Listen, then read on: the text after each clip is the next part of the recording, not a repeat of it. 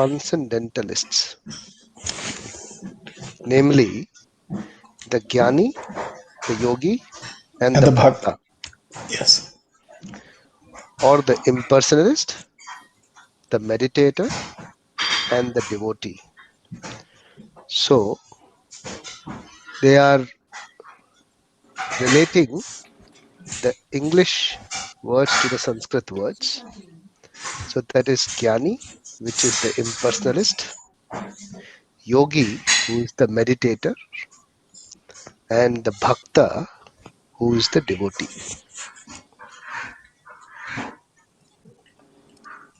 Is that clear? Yes. Okay. Convinced? Yeah, this I understood. This was Good. understood. Good. Here the Lord clearly tells Arjun that he is making him the first receiver of a new parampara, disciplic succession, because the old succession was broken. It was the Lord's wish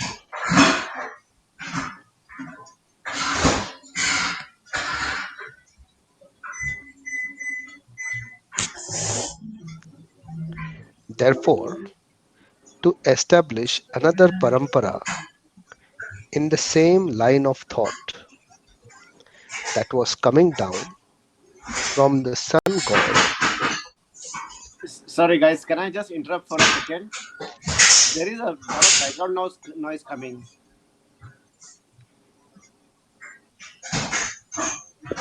Of some cleaning utensils.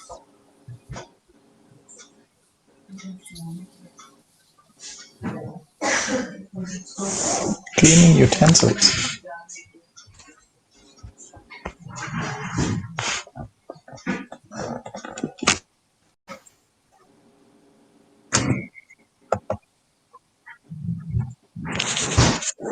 Was that my phone, my headset picking something up? It has just stopped now.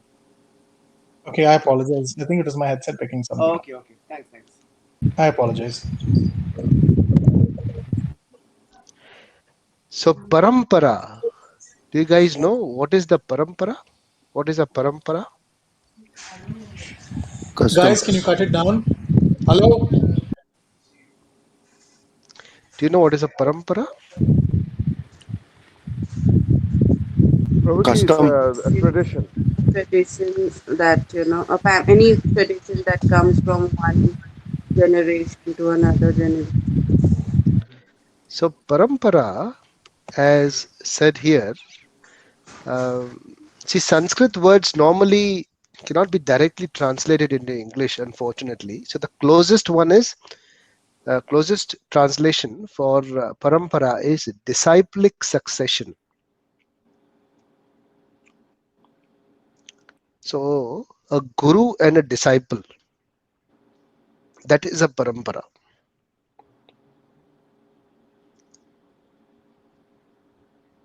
Is it making sense?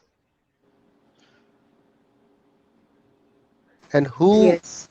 and how is that parampara flowing?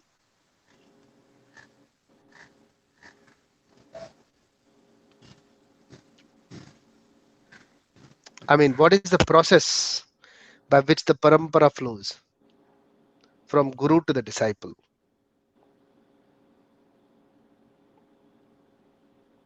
No idea. It is by Shravana. It is by hearing. It's always by hearing. So when we sit down and hear, we are following certain parampara. So just to do a quick check, do you all know which parampara are you following by hearing what you are hearing at the moment? Yes, anyone like to? Same thing, na? Guru and Shravan Parampara. Shravana parampara. Shravan is the process to follow a parampara. Which parampara are you in? Do you know? Which disciplic succession are you trying to follow? Advaita, Prabhuji. Advaita. Okay, who was that? Sorry. Devoshi here. Devarshi. So what is Advaita? I have no idea. Would anyone like to answer, Devarshi? We have done this, right? What is Advaita? Yes, we Yes, have what is done this. I have also sent you a slide. Okay, just a quick check. Everyone is carrying a notepad and a pen, I believe, right now, isn't it? To Yes, write Prabhuji. down the notes, because it's going to get a little more deeper, and the concepts will be something which you will have to revise after you write down during the discussion. It will help you, trust me. Okay, what is Advaita?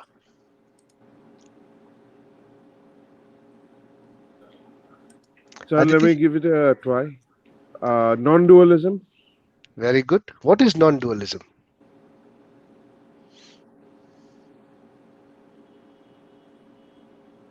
Someone else, please. Sorry? So, someone else, please. Someone else?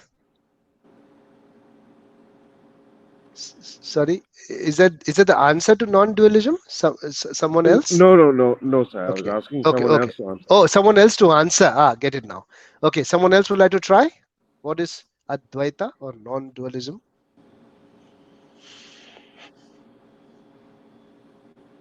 Yes. Aditi, would you like to try? Yeah, I'm trying to go back to the notes that you have given. So I'm just- Okay. Okay. Good. Good. So, So, Anuji, can I give it a shot? sure, Abhijit. Yeah, this Piyush here. Oh, Piyush. Okay. Sorry. Yeah. Yeah, no problem. Okay. So, my understanding of this is that it is basically, you could say it is sort of a doctrine that identifies the individual self with the ground, reality.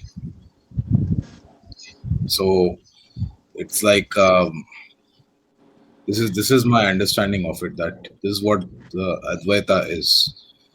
To that it's like to help you identify yourself with the ground reality of the Brahman. Okay. Yeah, So to identify yourself with Brahman. Okay. yeah. Okay. So where is non-dualism coming in? So non-dualism means one, right?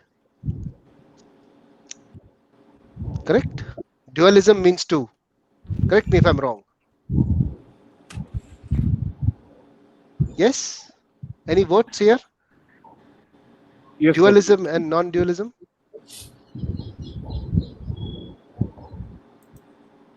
Yes? I mean, simple in English, non-dualism means one and dual means two, right? Yes. Non-dual means one and dual means two. Am I correct? yeah. Yes? Okay, good. Advaita is non-dualism, So which Advaita means means non-dual. What does that mean? Oneness. there is no duality between the soul and the supreme reality. Yes, very good. So Advaita means the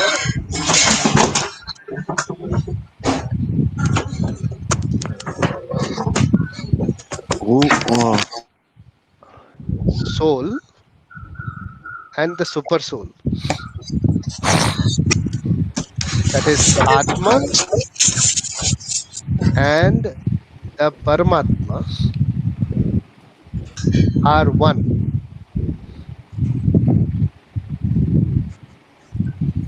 This is Advaita school of thought. And what is Dvaita?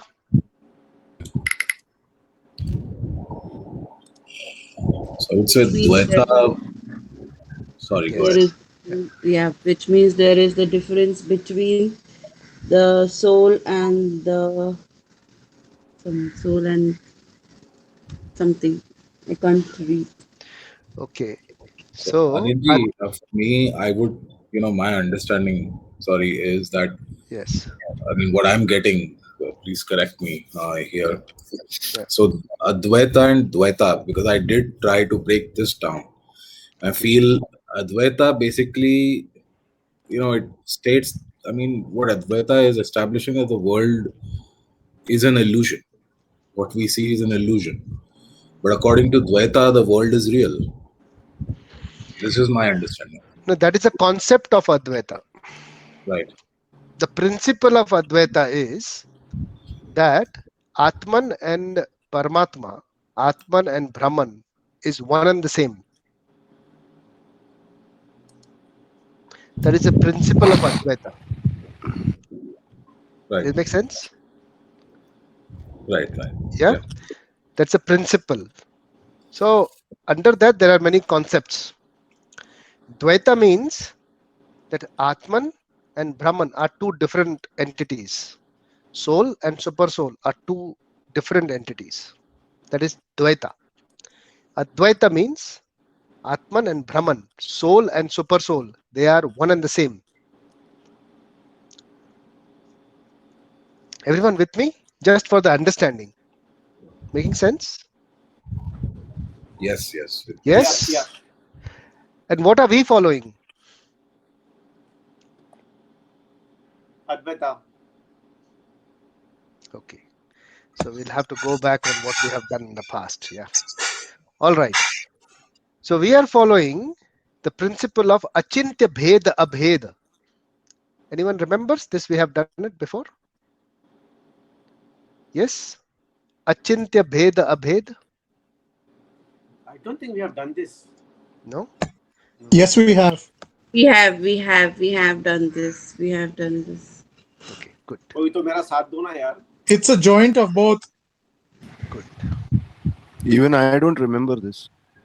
Okay, I think Abhijit, you joined later. So when I shared Okay. that slide, Mhm. from it had that, and we had discussed it once. Anyways, Okay. so please take notes. Please take notes. I request you to please take notes. Otherwise, we're going to forget. So please take notes. Whatever May you I? understand in your own way, please take notes. Yes, Randeep. You're saying something, Randeep?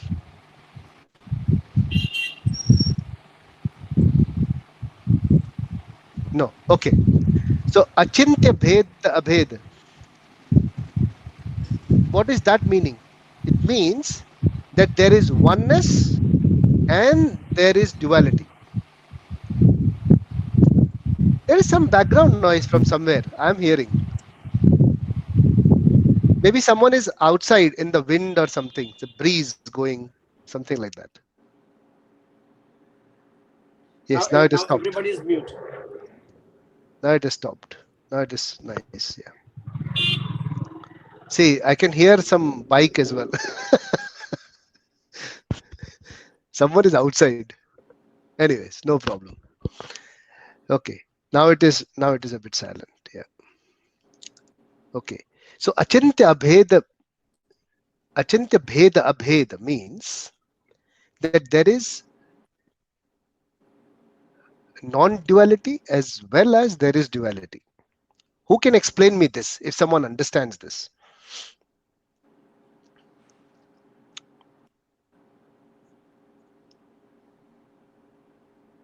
Prabhuji, both can coexist together in the same Yes. universe. How would you convince? Are you convinced? What you are saying? I mean, what I'm saying? Achintya Bheda Abheda.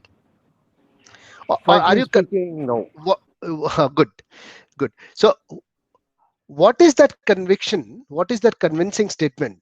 How would you understand this so that you are convinced? With Achintya Bheda Abheda, or with Dvaita, or with Advaita. Any of these thoughts, what do you think?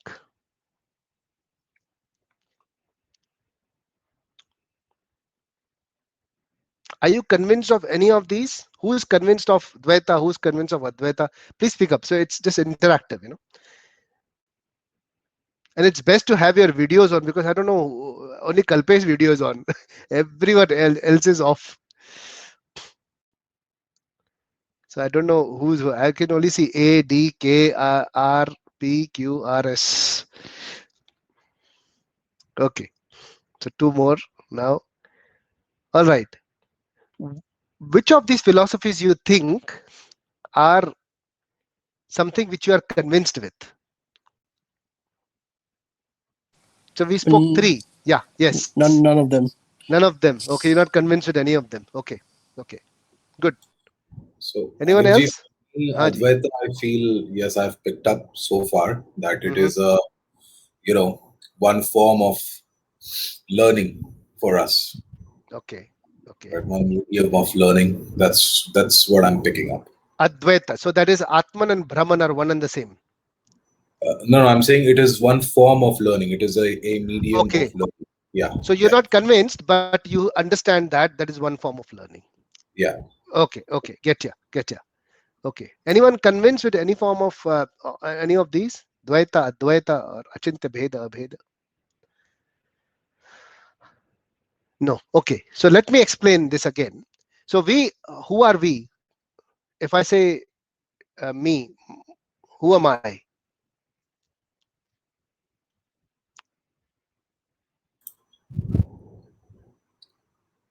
I am the Atman that's Okay. inside me.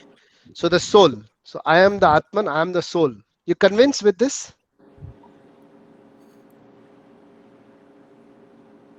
Yes? Yes. Yes. Okay. Okay. Good. And there is someone who has made me. Do you believe that? That's who's running the whole show? Because if I am that soul, then the other person or the other living entity is also a soul because he's also moving, thinking, doing things which I'm doing. So he's also a soul, logically. Yes.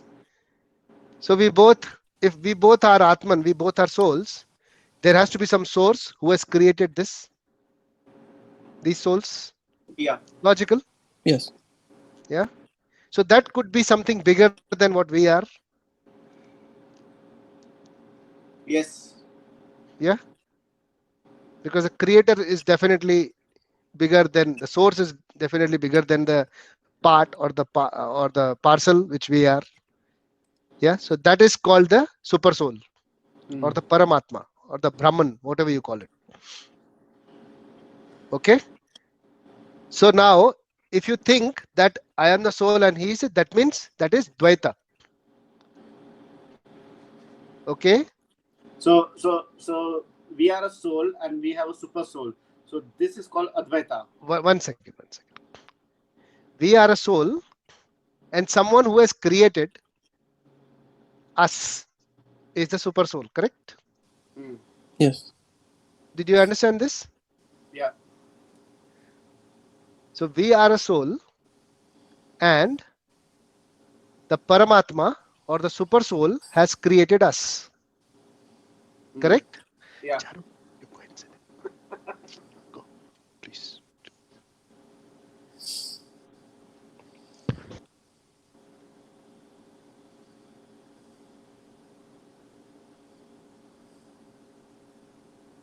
Sorry, guys. So two entities here.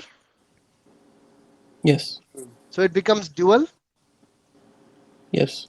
What is dual?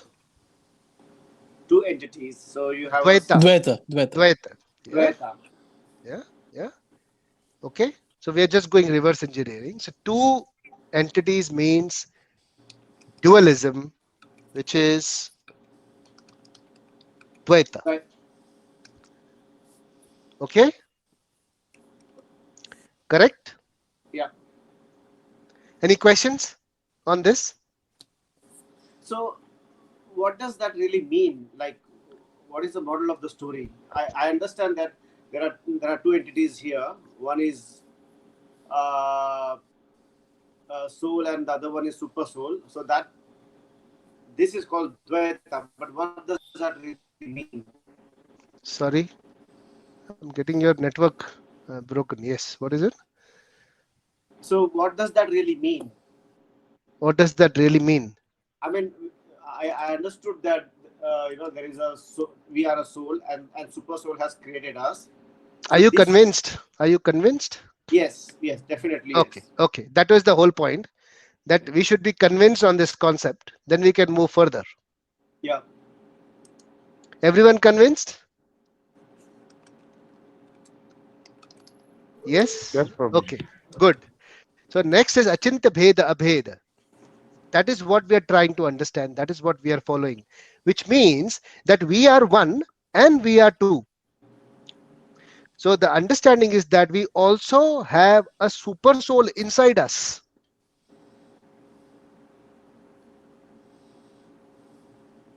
So we not only have a soul, but we also have a super soul. And how that functions is that super soul only looks at the soul. It does not do anything. The soul desires to do something, but the super soul only looks at it. Okay. And it provides us with a sort of decision making and intelligence. So for example, if you want to kill someone, yeah, if you feel like killing someone, there is something called as a guilt or a resistance which is inbuilt within us, which tells us not to kill. That feeling is created by the super soul. Is it making sense? Yeah. Yes, Prabhuji. Prabhuji, I have a question. Is it the Yes, mind? Devarshi. Prabhuji, I was asking, is it the mind that has desires, or is it the soul? Okay. Or So can anyone answer this based on our previous discussions to Devarshi?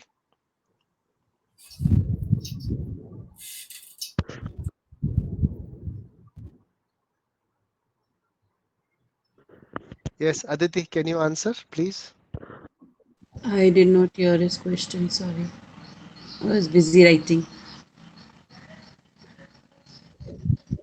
Yes, What what was was his your question? question, Devarshi? Can you please repeat? I was asking, is it the mind that desires, or is it the soul? Did Oh, everyone hear that? the mind, if I'm not mistaken. Abhijit, are you there? Yes, yes, I'm very well there. I'm just listening to it. But Would you like to answer? Aditi was saying the mind. Mind is again, we had discussed this earlier. There was a chart also.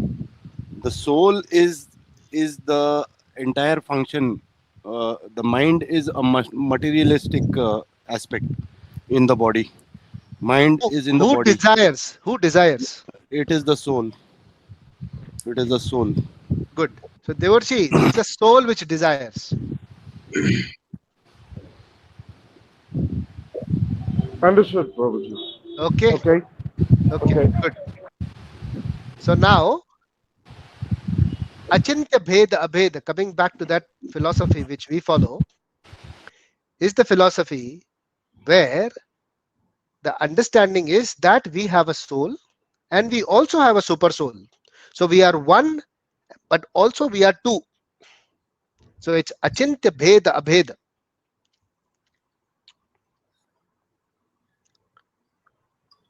Is it convincing?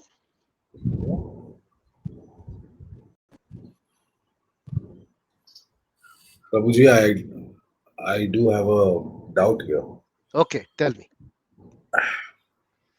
The super soul is supposed to be, isn't it? Isn't it supposed to be just observing and not taking any sort of influence Correct. in what we do? Yes, it is only observing. That's correct. But it has certain effects within us. So when the soul tries to desire something, when you desire something, whether it is right or wrong, it is justified by the super soul. Okay.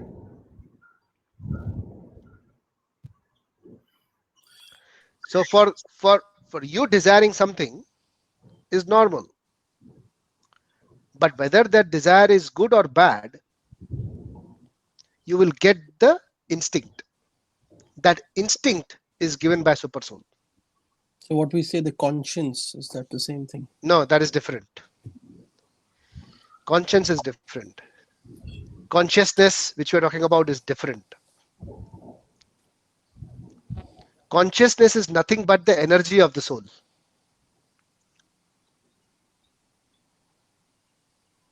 Okay, we'll come to that concept later. Okay. Yeah. So everyone understood what is Dvaita, Advaita, and Achintya Bheda Abheda? Is everyone clear with that one?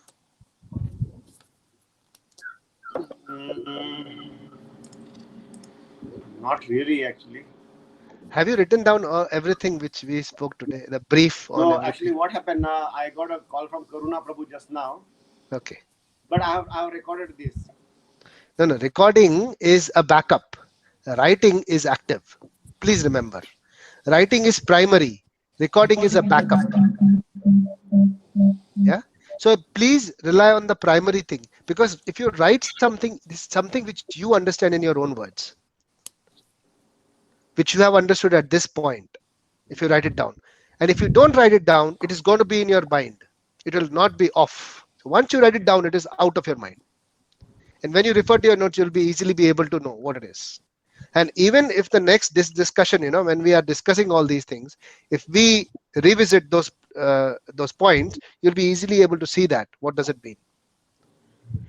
So for now, I strongly request you that please write down these concepts. It will help you. It will really help you. Okay.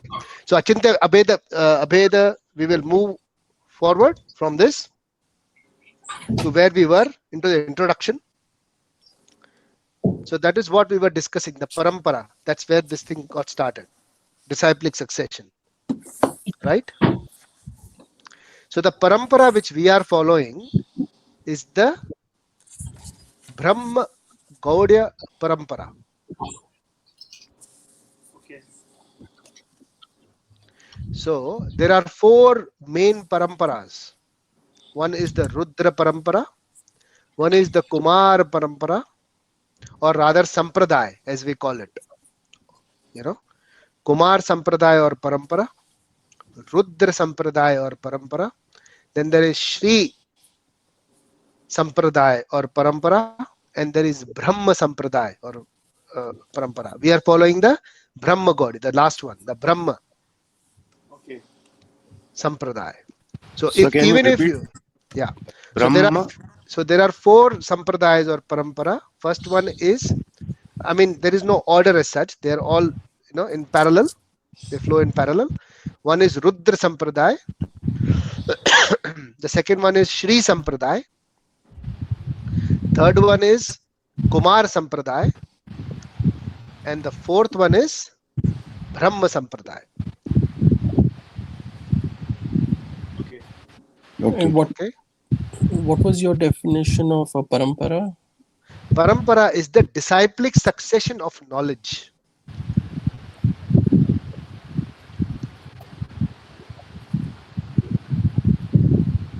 Thank you. So, when the Lord gave all this knowledge, the Gyan, Brahma Gyan, to Shri. Shri means Lakshmi. Lakshmi, and Lakshmi further gave it to her disciples, and they gave it to her disciples, and that is called the Shri Sampradaya. The second one, Shri Sampradaya, Shri Parampara. Yeah. Then the next one is when the Lord gave the Brahma Gyan to Lord Shiva. That is called Rudra Sampradaya. And he further gave it. So Lord gave knowledge to Lord Shiva. Correct. So who is Lord? Who is the Lord? Okay, you tell me. Krishna. Well, yes. Okay. So who is giving you the knowledge in Bhagavad Gita? Okay, got it. Who is giving Arjun the knowledge in Krishna, Bhagavad Gita? Krishna. Yeah. So when you see what is written when Krishna speaks the words in Bhagavad Gita. So when Arjun speaks, it says Arjuna Uvacha. Have you read that? Yeah, yeah. When Dhritarashtra speaks, it says Dhritarashtra Uvacha. Yeah. And when Krishna speaks, what does it say? Lord. No, it says Shri Bhagwan Uvacha. Okay, very simple to understand who is giving that knowledge here. Okay, Prabhuji, yes, just who's one this? thing, Piyush here. Piyush. Yes. See, when it comes to who gives who knowledge, Yeah. my understanding here still is, again, I'm just going strictly by the meaning of the very term itself. If I say Shiva, uh, Shiva, meaning that which is not. Sorry, That is, sorry. okay. Am I audible? Yes, yes, you are. Okay. Yeah. So, when we say Shiva, Shiva, Sanskrit meaning of it means Shiva, meaning that which is not. Right? That's the meaning of the term Shiva. It's not a god, but rather what I've gathered is the meaning. So, which basically is nothing but it's referring to darkness. And Shakti is the energy, right? The feminine energy, the creator energy. So would it not be that first there is the way know it, the universe so far in our limited knowledge, that there is darkness, and then from darkness comes creation. So wouldn't it be first Shiva, and then from that Shakti, and then Shakti releasing that knowledge, so on and so forth? That's Okay. my So the understanding of darkness or the voidness, as we say, what happens with that is that doesn't get into a logic. So even if you say spirituality is beyond the logic, but even to logically understand this, it makes no sense that from nothing came something. So there was nothing, completely nothing, and from nothing came something. Something happened, which is not possible. So the source of anything has to be something. It cannot be nothing. Does it make sense? Yeah. So the source has to be something. It cannot be nothing.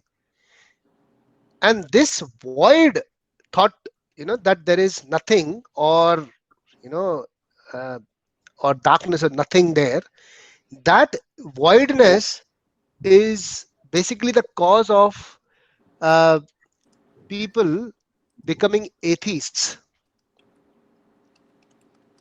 So if you see, if someone says, okay, there is God and the God is void, something has been created from the void. So there is nothing. I'm believing in something which is void. And that takes people back. And that takes them back. But the Shastras do not explain that. Shastra's creation is very simple. When they explain that there is Krishna, in Brahma Samhita it is very well explained that how the creation has happened. We'll go through that in chapter 8 when it comes to. But just for the brief understanding, this creation is not by chance or by something which is void.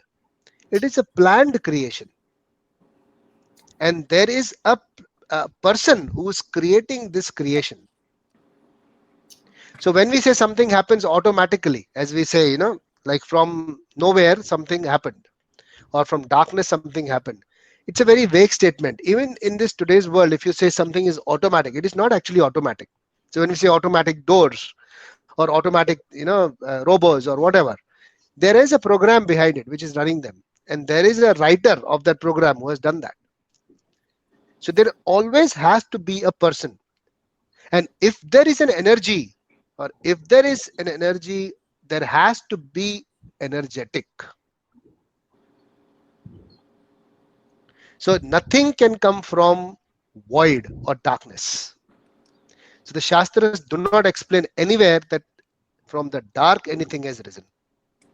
Nowhere in the Shastra it is mentioned. But then Prabhuji, then I must ask that, as we know, and this is something that I would say this modern science has picked up from the Shastras, that creation happens in a very small part of the universe, where the Brahma energy is, where we are the light part of the universe. The rest, 80% of it is darkness. So, How what do is that? you? How do we Yeah, say the 80% is darkness? Just because we haven't seen it, right. that doesn't mean it's not there. So only science is discovery. It is not creation, unfortunately. So if you look at, I was reading about the chemical combinations. If you look at chemistry also, CHOH and all those things. Cellulose has a certain combination, and cellulose is in your sugar, which is found, and it's also in the trees. So the difference between that cellulose and that is hardly something, and it makes it sweet. So that is not possible by science to even put that extra element or an extra atom or a cell into that one component to make it sweet. You can't make the tree cellulose sweet, unfortunately. So it's discovery. It is not creation. Does it make sense? Except, So only discovered is known. And discovery doesn't mean creation. So the creation is on a larger scale. And that is what is Brahma Samhita speaking about. Did I answer your question? yes, Prabhuji, it's got me thinking now. Good. So coming back to where we were on the parampara. So the parampara which we are following, or the sampradaya we are following, is the Brahma Gaudya Sampradaya, or the parampara. So 4 paramparas. There cannot be anything else other than these paramparas for gaining knowledge. There has to be these 4. So if you talk to anyone who is reading the Shastras, he will be following that parampara. He will be somewhere linked to that parampara. Okay, so this was about the parampara. And he says, because the old succession was broken, it was the Lord's wish, therefore, to establish another parampara in the same line of thought that was coming down from the sun god to the others. And it was his wish that his teaching be distributed anew by Arjun. He wanted Arjun to become the authority in understanding the Bhagavad Gita. So we see that Bhagavad Gita is instructed to Arjun, especially because Arjun was a devotee of the Lord, a direct student of Krishna, and his intimate friend. Therefore, Bhagavad Gita is best understood by a person who has qualities similar to Arjun. Very deep statement. So we are hearing Bhagavad Gita not from this book, but we have to think that we have to place ourselves into Arjun's shoes. We have to put ourselves in Arjun's shoes. Only then we will be able to understand Bhagavad Gita. Is it making sense?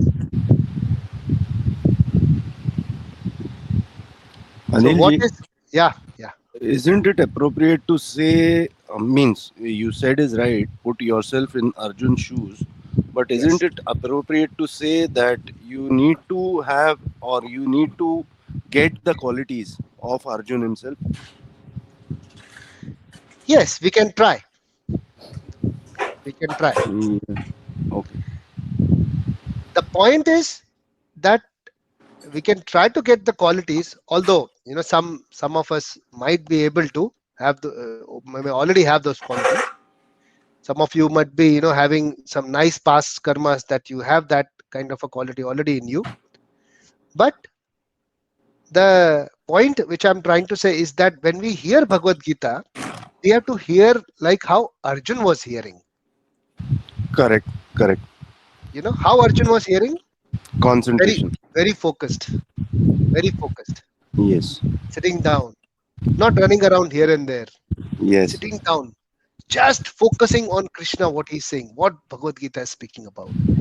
Correct. Not roaming around outside. Sitting down at one place. Being calm. You know, very calm and completely focused. Not distracted. He doesn't care what's going on. He's just listening to Krishna. Without questions. Of course, with questions, but focused. Mind being in the present, completely here, not anywhere else. Have you heard about box breathing? Did you hear about? Anyone heard about box breathing? No. No? Not me. Okay. Next question. Have you ever faced the problem of issues with your focus in work, being distracted? Yeah. Yes? Box breathing is the Brahmastra for focus.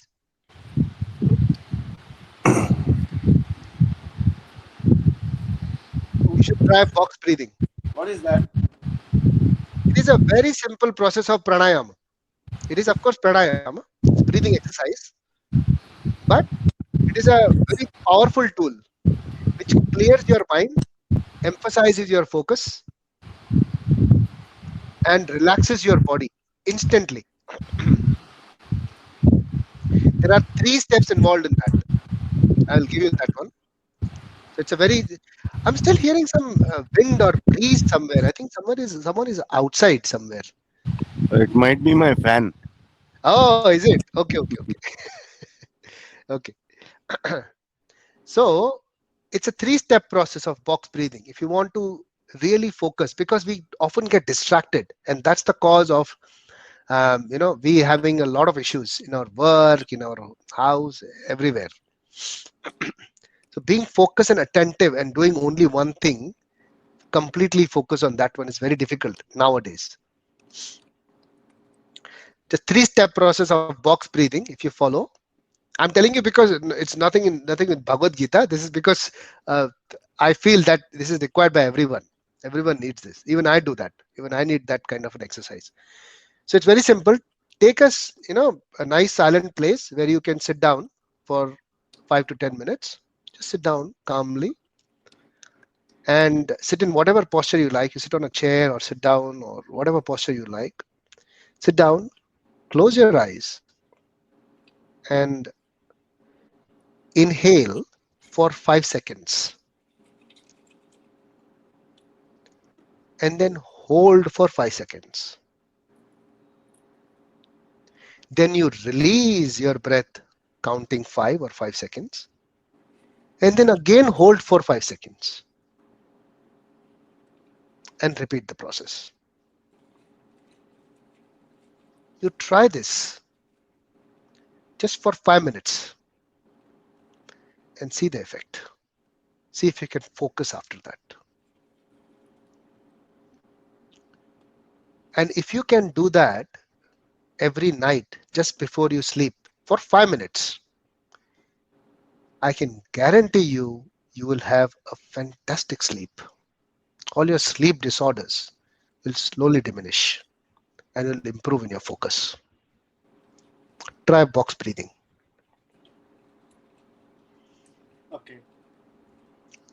Okay, so we move to the next aspect. So how should we be hearing Bhagavad Gita like Arjun was hearing? So we have to place ourselves in Arjun's shoes. Try to really meditate on this, that I have to hear Bhagavad Gita like Arjun. So we see that Bhagavad Gita is instructed to Arjuna, especially because Arjuna was a devotee of the Lord, direct student of Krishna, and his intimate friend. Therefore, Bhagavad Gita is best understood by a person who has qualities similar to Arjuna's. We'll try to follow the quality of hearing carefully. Hearing very carefully. Okay, we will try to hear very carefully. Okay, by that, it reminds me of one more. There are 6 different types of hearers or listeners. Would you like to know? Yeah. Surely. Okay, so 3 are positive listeners and 3 are negative listeners. So we'll start with the 3 positive listeners. The first type of listener in the positive area is a Chataka bird. Listeners like Chataka. Anyone knows what is a Chatak bird? Have you heard about this? Heard, never seen. No, never seen. Okay. Chatak is a bird who waits for the entire summer season, for the monsoon season, just to drink the water directly from the cloud. He doesn't drink water from anywhere else. He only drinks water from the cloud, direct to his mouth. That is Chatak. So it's the first type of listener who only listens the best quality. He doesn't settle for less. Very, very choosy. He chooses what he wants to hear, what it goes in his ears. That is Chataka listener. This is the first type of listener. Second type of listener is a parrot.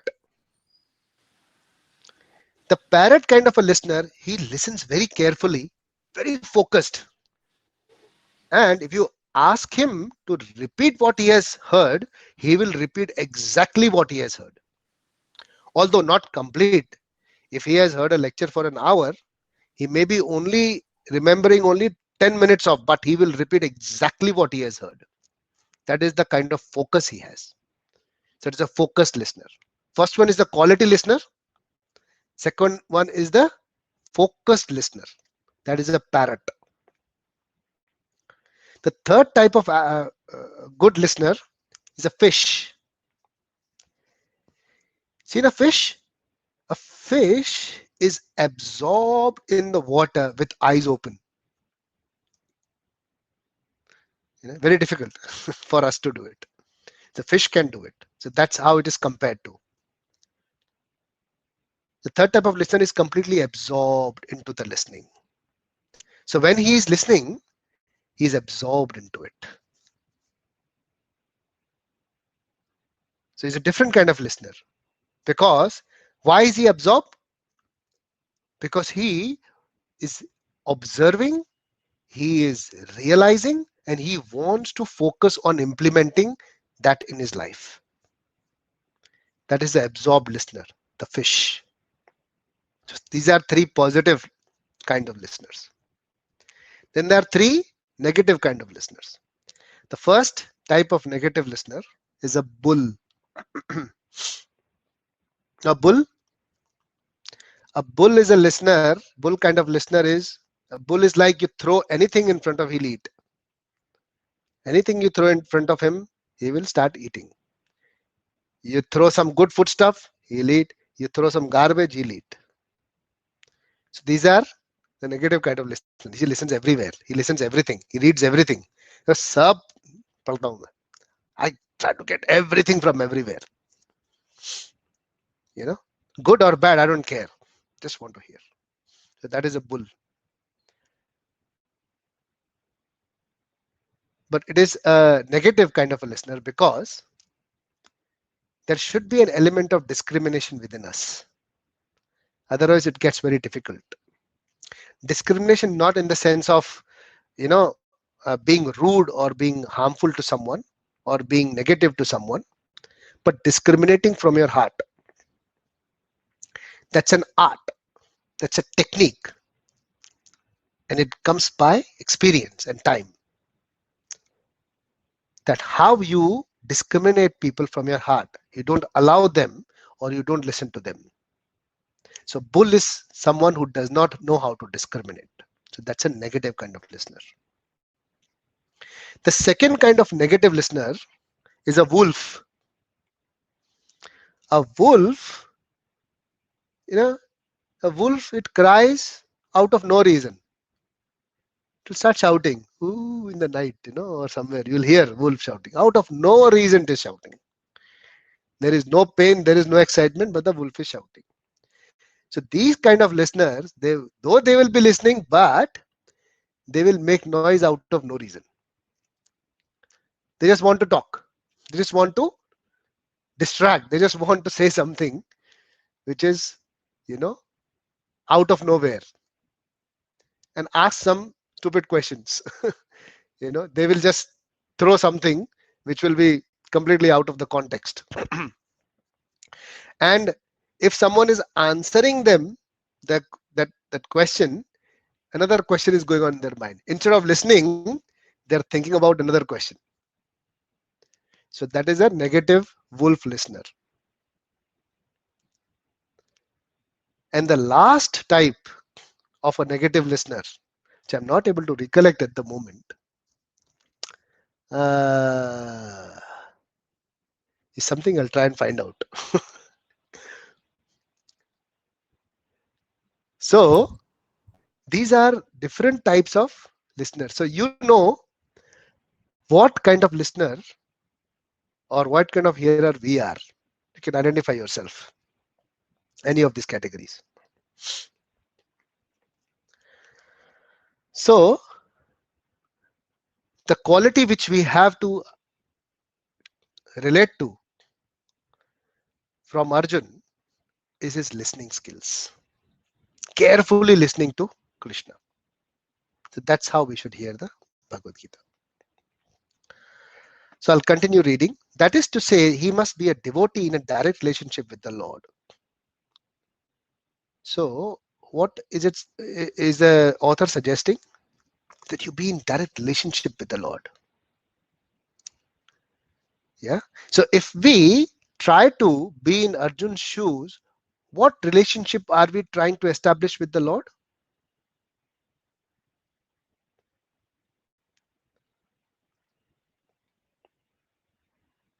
Devotee. Devotee. And the devotee is one, yes. The second, relationship. Friend. Yes. Friend. Very big relationship, and very difficult to get that relationship, especially in Kali Yuga, in today's world. Because friends in this world are only subjected to your material satisfaction. If I have some material gains from you, I am your friend and he is your friend. Till there is some material gain happening, we are friends. Once that material gain is over, the friendship is over. Any friendship in this world is like that. We will discuss about friendship in some next of our classes. There are different types of friends also. Just how we have different types of listeners. So, Krishna is friend of Arjun. So that's why Arjun is listening to him very carefully and he knows he is my friend. From his heart, he feels that he is his friend. Yeah. As soon as one becomes a devotee of the Lord, he also has a direct relationship with the Lord. That is a very elaborate subject matter. But briefly, it can be stated that a devotee is in a relationship with the Supreme Personality of Godhead in one of 5 different ways. Okay. So now, the suggestion is that you be in relationship with Krishna. And these are the suggested ways. One may be a devotee in a passive state. So, passive state means one who is not directly interacting with Krishna, but he is interacting through some means. That is a passive state. Like Arjun. Arjun was directly dealing with Krishna, actively. Right? Someone at the temple who might be directly serving Krishna's deities, directly in dealing with Krishna. Yeah, all the time he's serving Krishna. So he's completely like in a servant-master relationship. But we can't say that, right? Because he's just close to deities, that he's in direct relationship with the Krishna. Yeah, correct. We can't say that. But there may be cases who are like that. So by looking, we can't say. So somebody might be doing puja, but somebody might be doing archana. You know what is the difference between puja and archana? I'm not talking about girls here, guys. Okay. So you know what is the difference between puja and archana, right? Yes, Kalpesh?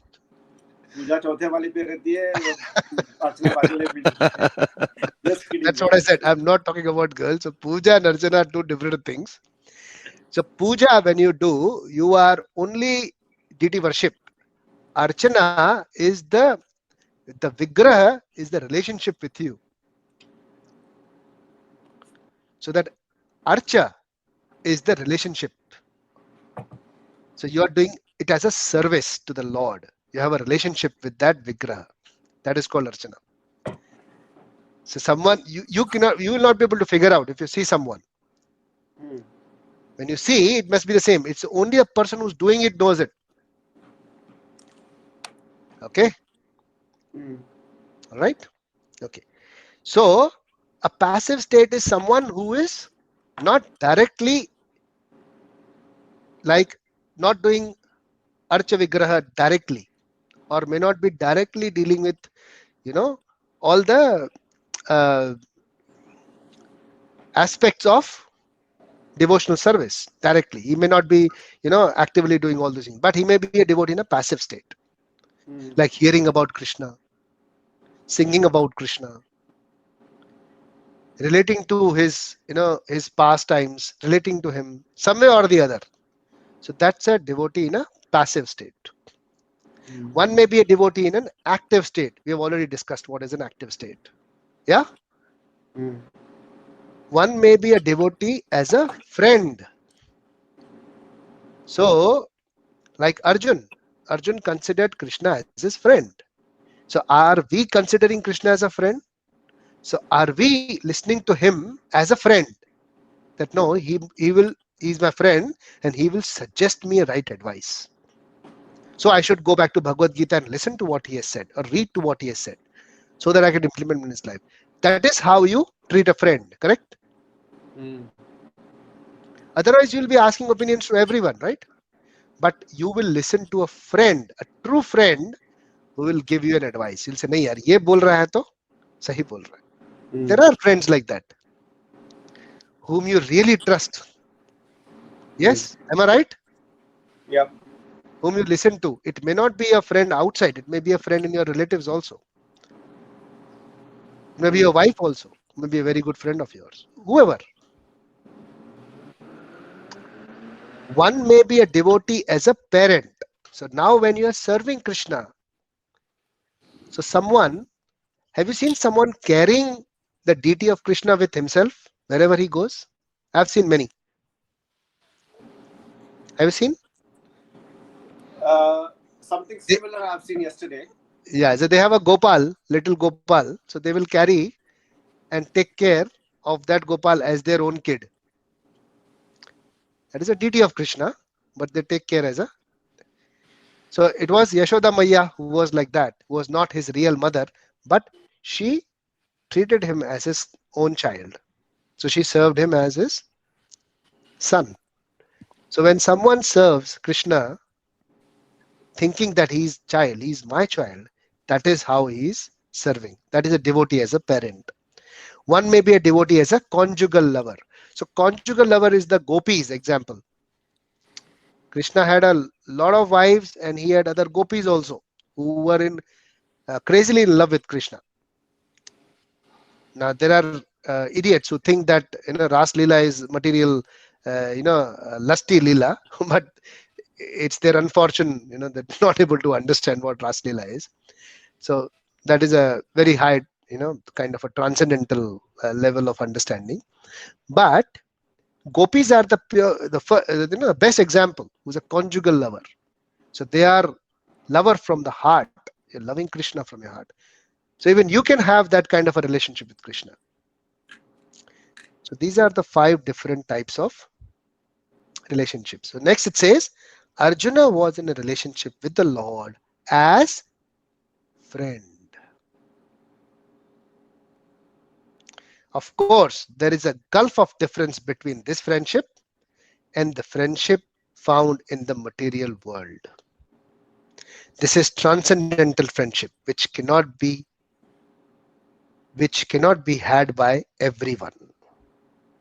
Of course, everyone has a particular relationship with the Lord, and that relationship is evoked by the perfection of the devotional service.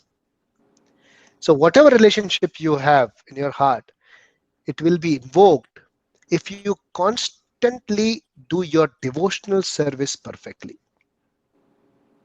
Then that relationship will be What is devotional service means? Like bhakti. And what does devotional service or bhakti mean? is it like doing japa or serving poor people, or what is that? Taking Bhakti. shelter is called bhakti. First step. Anyone can tell me what is taking shelter? Submission to the. Yeah, that's okay. Practically, what is taking shelter?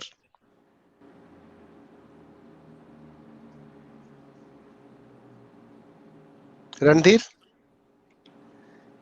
what do you think? What is taking shelter?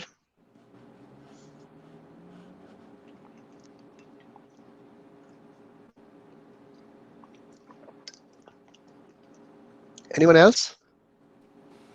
Does it mean surrendering the entire self with the soul and everything to Krishna? It's not very deep, Abhijit. It's very simple, actually. Taking Okay. shelter. Yeah, yeah. Shelter is home for me. Yes, correct. Where do you go? You go home, right? Home. Yeah. What is your home when you are in distress? For some Okay. people, it is liquor. Yes. For some people, it is their family. For Correct. some people, it is a friend. For some people, it is, all sorts of nonsense activities. I don't know. For some people, it is gambling. You know your shelter.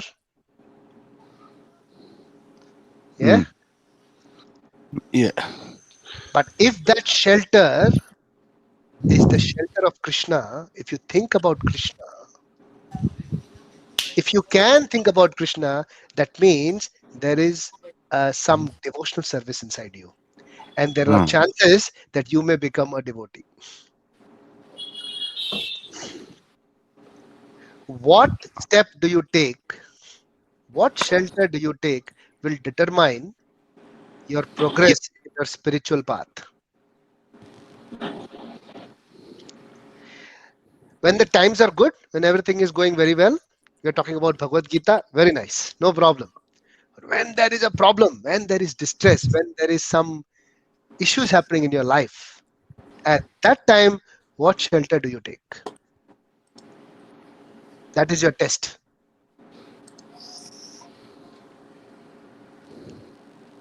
So there comes a difference between Duryodhana and Arjun. Do you know this pastime? So when, just before the war, before the Mahabharat war, Duryodhana and Arjun both went to Krishna to seek assistance. Do you know this pastime? No. No? So Krishna was sleeping in his bedroom, and Duryodhana was the first one to enter his bedroom to seek assistance. He went and sat near his head. Head. He sat there waiting for Krishna to wake up. Next came Arjun into the room. He came and stood near the feet of Krishna, waiting for Krishna to wake up. So when Krishna woke up, he saw Arjun. But Duryodhana said, I came first. So you should talk to me first. I need assistance. Krishna says, no, but I saw Arjun. So I will talk to him first.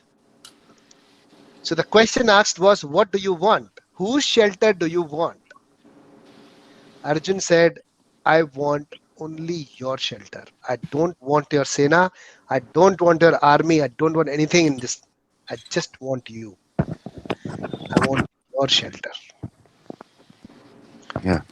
And Duryodhan said, okay, if he's taking this, I will take your army. But he was happy from inside. Aren't we happy when we take shelter of something which is, not devotional service, not something in the mode of goodness? But does it actually give us happiness in the end? No, it gives us more distress. But Arjun chose to be taking the shelter of the Lord. And that is why he's considered to be the best devotee of the Lord. So the first step of devotional service is taking the shelter. Correct shelter. Yes. So it is the same we discussed about 2 classes back regarding the habits, and you have to decide where you submit to, right? Correct. In context of that. Yeah. So devotional service or bhakti starts when you take the right shelter.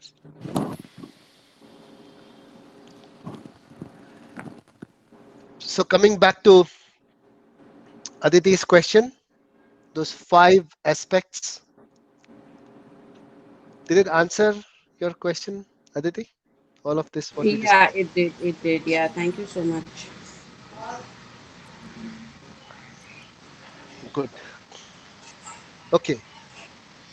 So before we end this class, we will go to chapter 1, verse 10. We'll read that.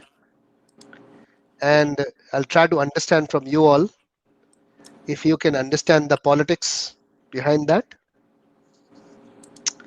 So let's read chapter 1, verse 10. Everyone on that verse? Yeah, I am.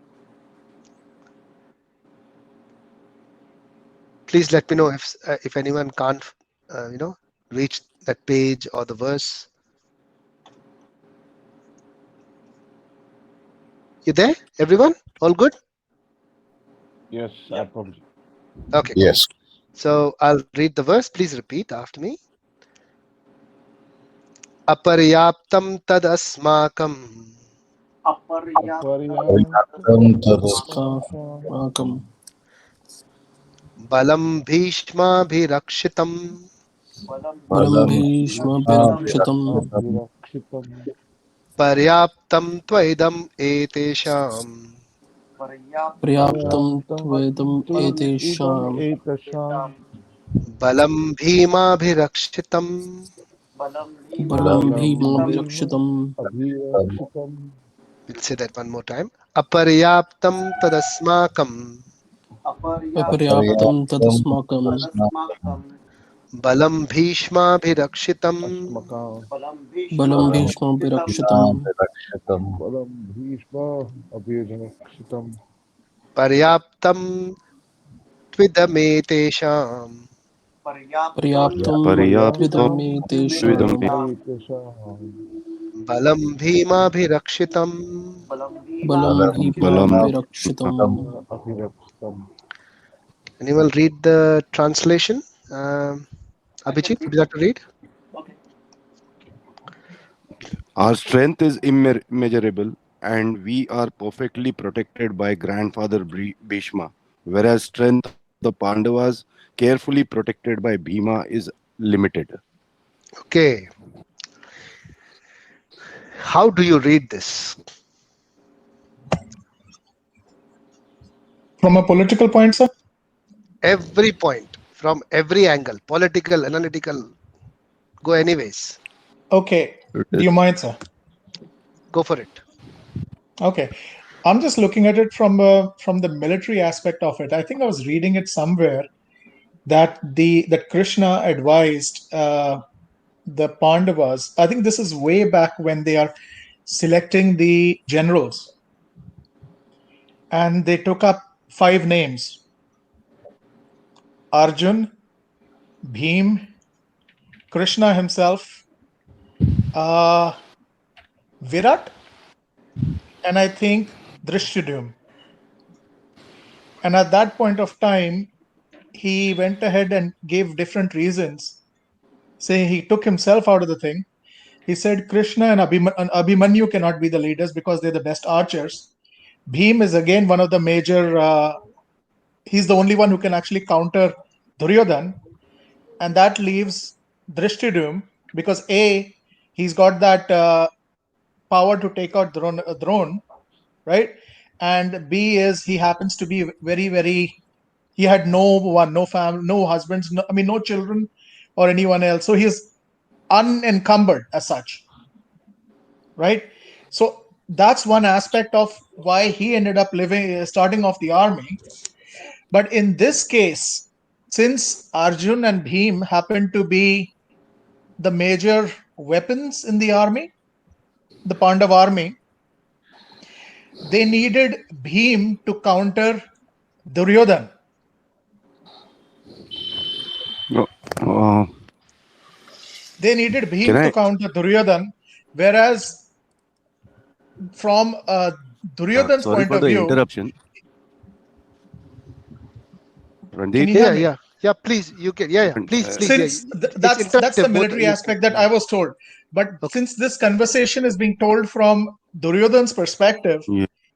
he is pointing it out that yes, we've got Bhishma and all these major Maharathis with us, but all they have is they got Bhim. In fact, he's not even taking into account Arjun out here. Do you think he's not thinking about the others? He's disregarding. I mean, Yudhishthir was the king, so nobody goes. The king doesn't fight. Why would he disregard? Why would he disregard Arjun at least? Why is he only? Arjun will be taken. Has been taken care of. I mean, he had the he's pride thinking that that, Karan will okay, counter him. okay, Right. So Bhim was the only one, and he's saying is I will take care of Bhim because from what I read is Bhim was in Banwas for 13 years, and Duryodhan was practicing. Okay, so what you're saying is that he's saying basically that we have Bhishma, but there it is Bhima whom I can take care of, and he is not that great of a threat. I'll be able to tackle him. Yes, I mean that's the way I see it, sir. Okay, good. Okay, yes, Abhijit, do you want to add something? No, I was thinking about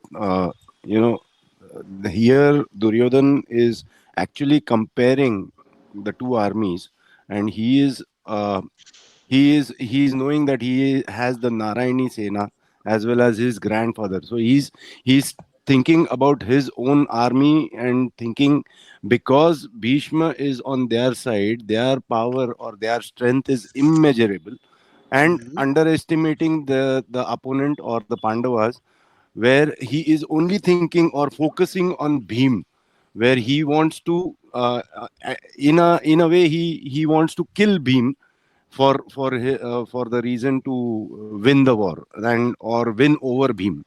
That is what is my thinking. So what you're saying is that he wants to kill Bhim.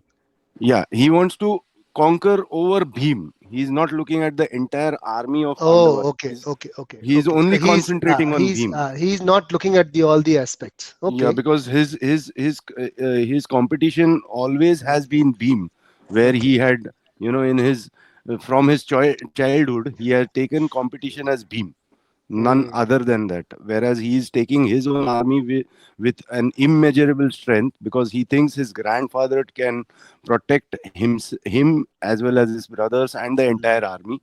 As well, he is also keeping in mind the Narayani Sena which he has borrowed from Krishna. Anyone else would like to add or think? But sir, one question which I had in this verse is from what they are talking about, twice it's been used Balam. So does Balam mean general? No, that's as it's okay. saying? Balam. It's Balam. It's the strength. Balam means general? No, strength. Strength. Okay. So isn't the general of the Kauravas was Dronacharya, right? Because this is before the war. No, don't worry about the generals. Don't worry about the general. He's talking to Bhishma. Right. So he's addressing Bhishma and he's comparing Bhishma with Bhima here. Okay. So he's That- talking to Bhishma. That you understood? That everyone understood? Yes, sir. Yeah. Everyone on this page that he's comparing Bhishma with Prabhuji, Bhima? I think he's calling Bhima an idiot. That's what I understood. And he's a little more deeper than we think. I'll come to that. So he's very, very political. A smart guy, he's not that simple as we are thinking. So sir, he's addressing this to Bhishma. See, he's standing right in front of everyone. See how the king is? He goes and talks to all his Maharathis, all his soldiers, isn't it? This is like how the coach goes and talks to all his players Yes. to inspire them. This is what Duryodhana is doing. The match is not yet started. He's going and inspiring them and also instigating them. Just what he did with Dronacharya. He gave him something, a kind of a pep talk, as well as he said something about his enemy to do a bit of, to instigate him a little. But he didn't want it to upset him more, that he doesn't fight at all. The motivation itself is lost. These are Duryodhana's managerial skills, which he is doing at the moment. So he inspired Dronacharya already by giving him that kind of a talk where he spoke about his enemy, and then he gave him some respect more than Bhishma, telling him that you are great sire and all that. So he inspired him. Now he is just walking. How it is. Can you imagine the scene? So this is Bhishma, this is Drona standing, and he's just walking past everyone, and he's talking. Can you imagine the scene? Yeah. Yes. But sir, who is this addressed to? What is Okay, his so- audience? Is he directly talking to Bhishma? Yeah, he's talking to everyone. So you Okay. see how he's crossing. He's just walking. You know how a manager talk is. He goes and Right. walks, and he looks at everyone and goes on talking. Hmm. Inspires someone, criticizes someone, boost the morale in someone, bring out something. All those talks. This is what he's doing. Okay. So now the point is that what is he trying to say actually? Okay. See the power of Sanskrit also here, and see the political mind of Duryodhana. Aparyaptam. This word has two meanings. Even in English, if you say immeasurable, aparyaptam, immeasurable. Immeasurable. What is the meaning of immeasurable? Cannot be counted. Sorry? Cannot be counted. So is it more or is it less? Cannot say. Sorry? Cannot say whether it is Very more or nice. less. Yes. So, aparyaptam tadasmakam balam bhishma bhirakshitam. So he says that Bhishma, your strength is immeasurable. Now this has two meanings. Yes. After the second statement, it has two meanings. He says, Paryaptam tvidam medesham balam bhima bhirakshitam. Whereas he has limited, but yours is immeasurable. Now, immeasurable can mean that it's vast, and also it can mean that I can't measure it. Are you getting my point? Yeah. Why he can't Correct. measure it? Why he can't measure it? What is the difference? Now, when there is a comparison between Bhishma and Bhima, you tell me what is the difference in Bhishma and Bhima? Difference in terms of pros and cons. Whom will you hire if you were to fight a battle? Bhishma or Bhima? First question goes to Abhijit. Whom will you hire? Sorry? Beam. Why? Because his strength is known Okay. All right. as far as this. Okay. And Because of his let me strength. add the point. Okay. Let me Okay. add the Sure. point. Sure. I think after you have explained this thing, why Yes. Duryodhan has said like this, immeasurable, because he knows that Bhishma loves Pandavas more than Kauravas. Am I right? Please continue. Please continue. I said, I think Bhishma loves Pandavas, and one of his favorite grandsons was Arjun. So that's why the term immeasurable or means Duryodhana is very politically saying this to at a time raise the grandfather's spirits, as well as in his mind he is still very confused whether Bhishma will fight righteously on his side. Correct. That's why he said Very, something like very, this. very nice thought. Very good. Someone would like to add to Abhijit's thought. He's very close to actually what this verse means. So whom will you hire, Randhir? Bhishma or Bhima? So, given in today's context, I'd still go ahead and hire Bhim. Bhim. I would. I mean, I'm sorry. Why? A bird in Why? hand. A Why? bird Why? in hand, sir. Why Bhim? A bird in hand. Yeah, but explain exactly why. You haven't. Okay, talking from a real world point of view, Yes. it makes more sense to actually go with a proven product rather than a Are product you with saying massive. okay? One- Are you saying Bhima or Bhishma? Whom are you saying? I would say Bhim, sir. Bhim. Okay. Yeah. Why Bhim? Why? Because let's assume you have something which has got a proven capacity. Bhishma has proven capacity. Sir, can I No, can no, I in interrupt? those. Sir, can I interject, please? Yeah. Okay. Yeah. So Bhishma he's got immense capacity, and he's Yes. proven himself multiple time in battle. Correct. But as Abhijit said, he's now fighting against his grandchildren. Yes. Arjun is against him, and Bhim is out there. So the question is, how tough is he going to be when he's fighting his own grandchildren? I'm looking for that term, Randhir. Why? I'm looking for one word. I'm looking for that one word. Can anyone add to it? Attachment. Sorry? Huh? Attachment, Attachment. No. the love, the love Loyalty. for his Love. grand. What is the difference between Bhima and Bhishma? That one word. So Bhim, he knows. He's Oh, yeah. Got it. Focused.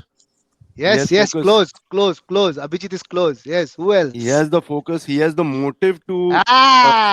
The motivation. That He has is the the motive to word. kill Dushyasan, Duryodhan. That is exactly what is the difference, and this is what he's talking about. This is what Duryodhan is talking about. Duryodhan is telling Bhishma that Bhima is motivated, though his power is limited, but I don't know about your strength. Does it make sense? Yes. But sir, can I? Yes. But it's irrelevant as to how strong. I mean, assuming that Bhim was 10 times stronger than Bhishma, No? right? No. Who said No. I'm talking about a hypothesis. no? Not at No, all. never. Sir, I'm just talking about a hypothesis. No hypothesis. In fact, Bhishma had a A Vardhan. yes. He He had a cannot Vardhan. die. He cannot die. Yes.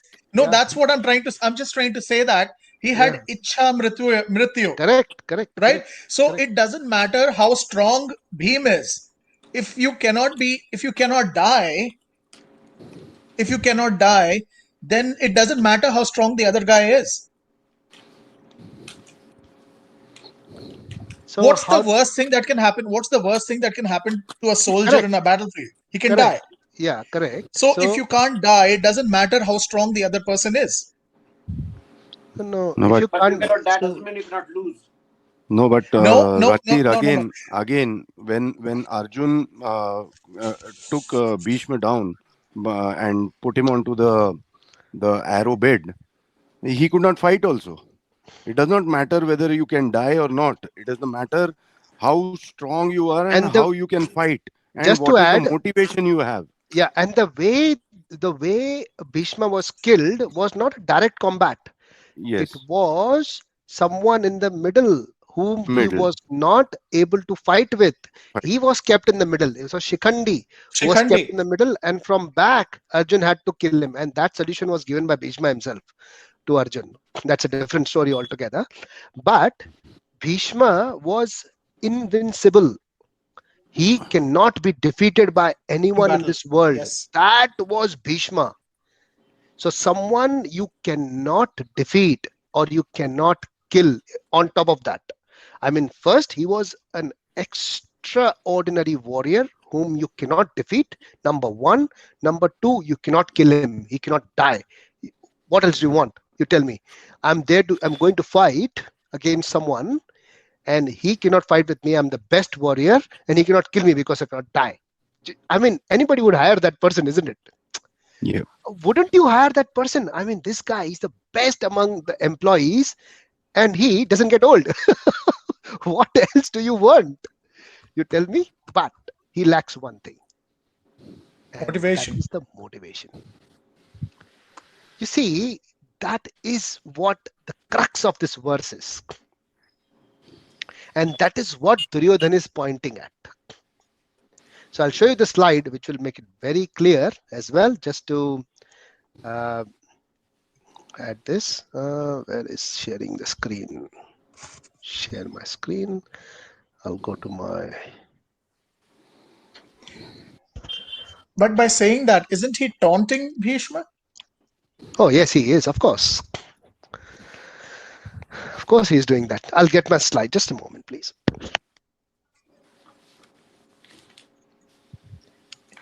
Yeah, Chai, you put him in charge of your army and then you taunt him too. That was Duryodhan. No wonder he started a war, eh? What do you think, Aditi?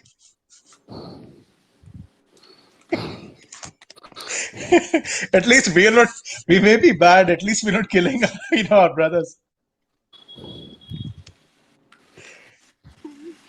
Killing is not only physical killing, it has many other aspects. Abhijit, तू ज़्यादा metaphysical हो गया यार. Ah, okay. सुट्टा कम मार. Ah, okay. Kalpesh कहाँ गया? और कुछ कल्पेश सोच में पड़ गया है, मोटिवेशन नहीं मिल रहा है उसको. यार मैं खाली I'll just connect my external hard drive because all my slides are on that one. So just give me 1 minute. I'm almost there. Yeah. So these are the slides a few years back which I had made.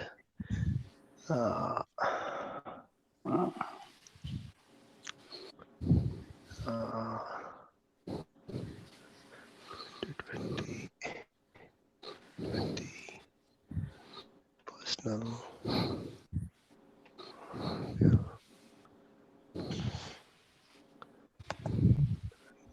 20. Oh, it's here.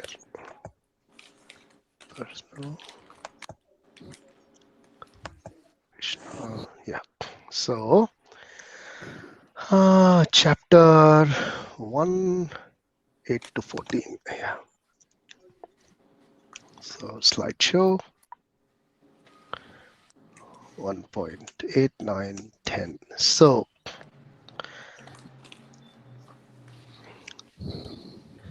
very briefly, this slide explains what we have just discussed about it. Share my screen.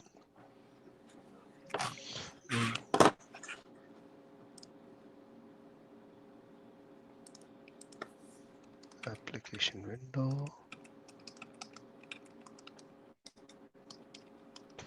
Can you see my screen?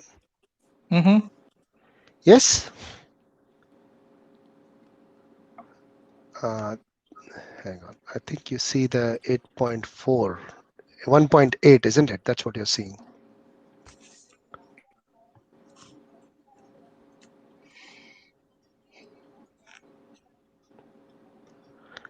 Jitsi. So is it possible that we can have these slides on the side next time in the sessions? We can try. We're trying all these things in this Jitsi. So, okay. Can you see that now? Yes. Okay, so this is Bhishma versus Bhima. Aparyaptam is the word, immeasurable or insufficient. So this the multivalence. So Sanskrit is an ultimate language, politically, technically, or logically. Person only who understands the aesthetics of Sanskrit, like Bhishma, will understand what Duryodhana is saying. But if we read it, it is very hard to understand what is it in the context. So Bhishma is a better warrior than Bhima, but not motivated, unfortunately. Bhima is just eager to fight. I have this picture of Bhima, which I think someone mentioned that he was eager. I think Abhijit mentioned that he was eager to kill Dushasan. So this is what his motivation was. He wanted to just kill them. He wanted to literally brutally kill them.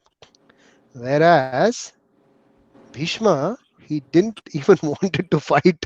Forget about killing. So his motivation was very low. So what is the most important thing in any activity or any work? It is the motivation, not the skill. That is why we are reading Bhagavad Gita. So it's not the skill which counts, it's the will which counts.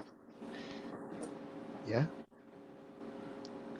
Okay, so we'll end our session today unless someone has a question or a comment. Yes, Randir. So then, in that case, since the Pandavas, when Krishna went ahead and spoke to uh, King Dhritarashtra about before the war about the 5 villages, right? Yeah. Now we are saying is Duryodhan had no. We're saying is Bhim did not want to go ahead and kill the brothers, kill the Pandavas. No, sorry, he Bhim. didn't want to kill the Kauravas, not Pandavas. Who? He I didn't want. think, Randir, I think Yes. you're confused between Bhishma and Bhima. So it is Bhishma, right? You're talking about.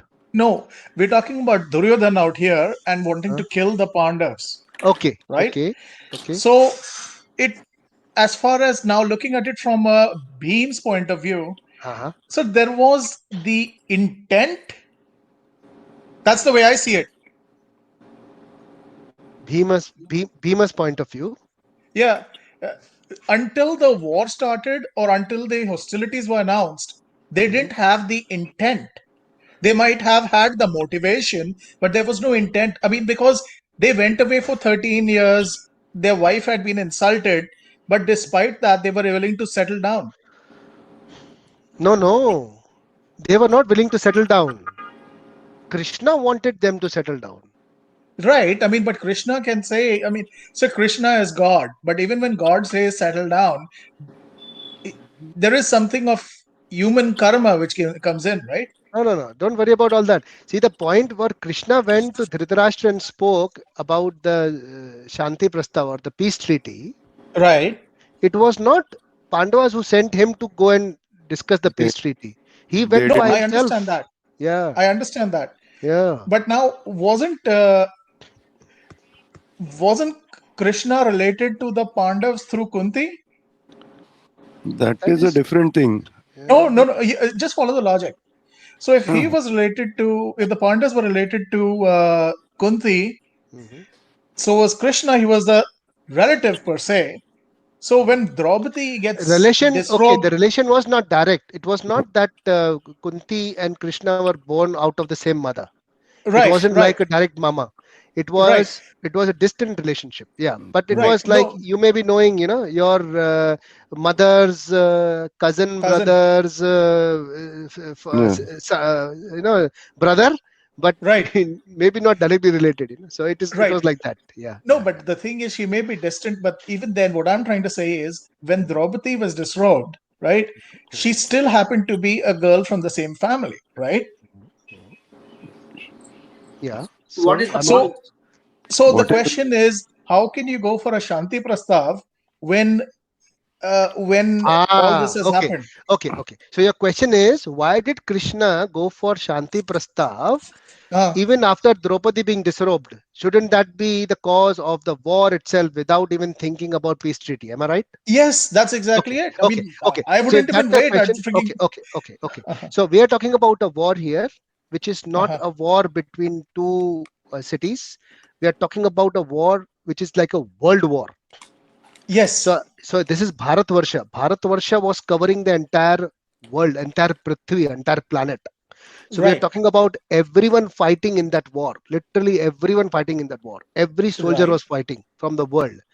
So to save a world war, Krishna was saying that to save a world war, we are even ready to, Pandavas will be even ready to, I will convince them that they even are ready to forget what has happened. To save the world war so that there is peace, there is no war.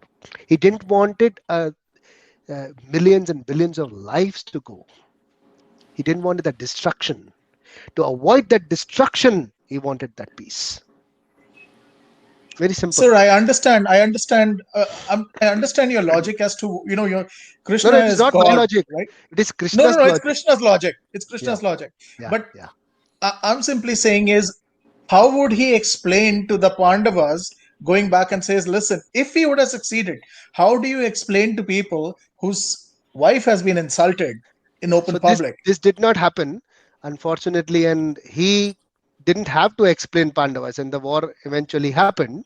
Right. So I don't know what he would have Okay. said. No, no, no. I'm simply thinking of it from the human point of view.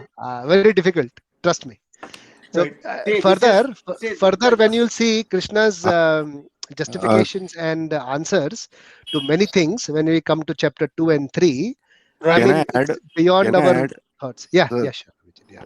I don't think he would have to go and justify to Pandavas because one, Pandavas blindly followed him. They had submitted themselves to him. Two, Arjun was his best friend, and Draupadi herself was a very good friend of Krishna.